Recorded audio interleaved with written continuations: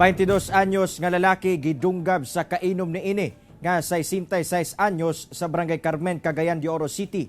Ang biktima kritikal karon sa ospital. Ang detalye sa report ni James Paulo Yang.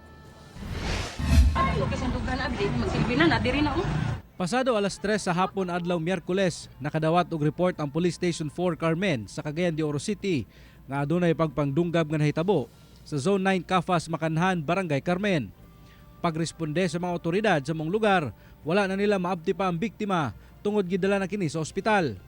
Ang biktima na ilhang si Israel Pinsahan, 22 anyos, 15 residente lang sab sa lugar. Dalisab nga nagpahigayon og hot pursuit operation ang kapulisan batok sa suspect nga si Feliciano Maestre, 66 anyos, ug nadakpan rasab kini. Nadawat ang report nga duha kini ang naigo sa biktima nga siyang samad siyang ninunggaban niya sa pagkakaron. Ang biktima karon nanana karon sa inimimsi.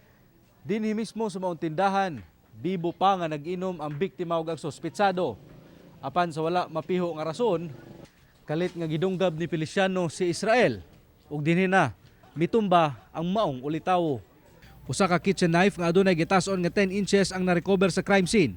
Mao kuno kini ang gigamit sa pagluba sa suspect kinsa kani kitchen crew sa usa ka restaurant sa Kauluhan. Ang kanina kunong biktima karon sa critical nga kondisyon. Igo na lang sa pagpangayo og pasaylo ang suspect ngadto sa pamilya sa biktima. Wala kuno siya kahinumdom sa maong panghitabo ug ngano iyang giluba ang biktima. Nalimutan ko na lagi na. Wala. Wala man kay wala kay di man na ako siya kailagot. Gipasakaan na og kasong frustrated murder ang suspect. Kauban si Jaybert Pairat sa kamera. Ako si James Paulo Yap para sa One Mindanao.